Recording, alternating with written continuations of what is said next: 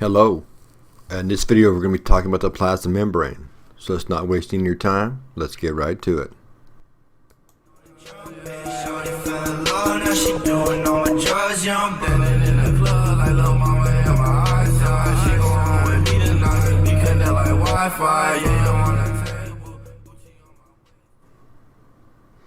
Alright, now when we're talking plasma membrane, I mean, one of the things we say right off the bat is that it's so important that it has its own chapter, not just its own video or own mention, but it's got its own chapter. So that's how important plasma membrane is.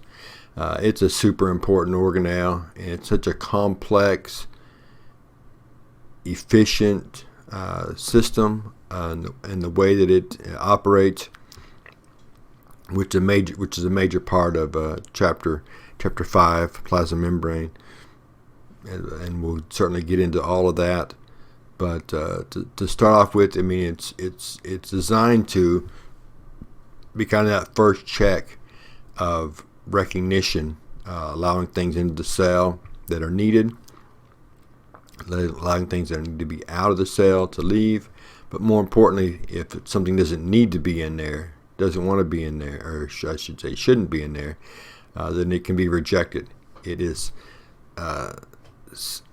semi-permeable, meaning things can go in and out of it, and we'll look at some simulations to show the case that, but it can also say no. It can say hard pass, just like a but chapter 5, we'll talk all about that. It is constructed of phospholipids. We've talked about those in chapter 3, chapter 2.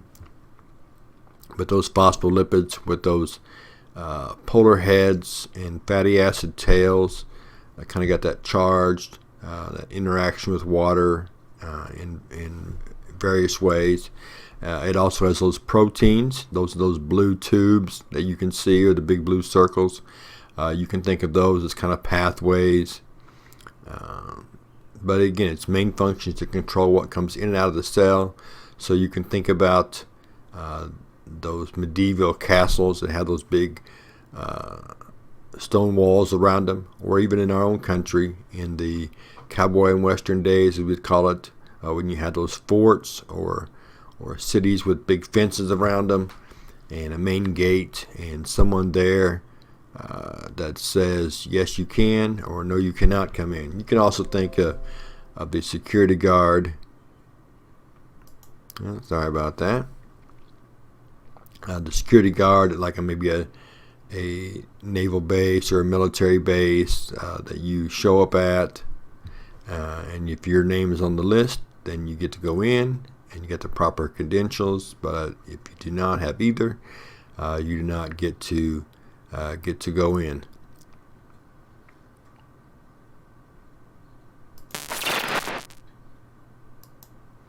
Okay, continuing with plasma membrane, as I mentioned, it's made of phospholipids. Those phospholipids are super important. They got that hydrophilic head that is polar, charged, so therefore it will interact with water. And they've got the fatty acid tails that are hydrophobic, and these are words that we went over strongly in chapter 3. Hydrophobic, it will not associate with water. That's the old vegetable oil and water thought process. And again, those proteins, those are gateways. When we look at chapter 5, we'll spend quite a bit of time talking about the various types of proteins and what they're associated with as far as what they work with to get into and out of the cell, whether it's an ion, a small molecule, large molecule, and the various ways that they do that. But one of the important things is that things have to be recognized, have to be understood what it is before it gains access to the cell. You've got the glycoproteins. As you can see, there's one in the upper left corner. Glycoproteins. Glyco obviously would be a reference to sugar, and you've got the proteins. They are important messengers. The glycolipids and the glycoproteins kind of work together to ensure the safety of the cell from foreign material. If something shows up And the glycoproteins, their job is to double check it. Hey, is that us? Meaning, did we make that, or is that of the same DNA material that the rest of us are? If that's the case, then it's allowed to proceed. But if it recognizes, like when a bacteria cell shows up, and it's deemed not us, foreign material, the glycolipids be one to determine that, and the glycoproteins be one to alert the immune system that, hey, we've got a problem over here. We need help.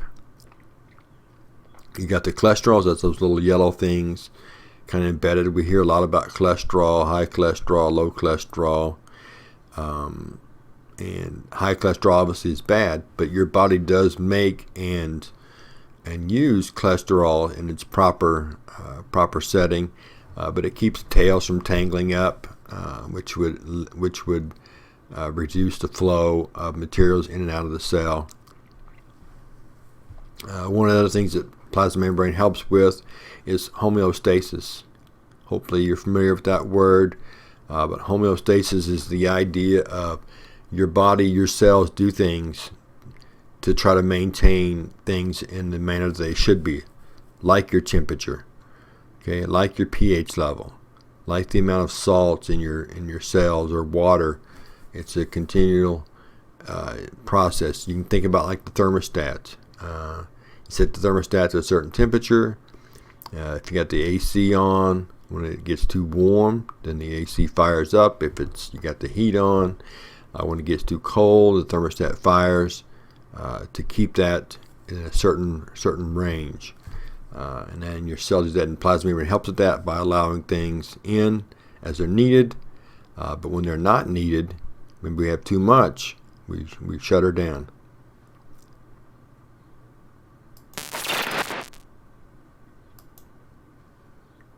Okay, continuing our look at, boy, those are pretty small. So, but hopefully you can zoom in and see those.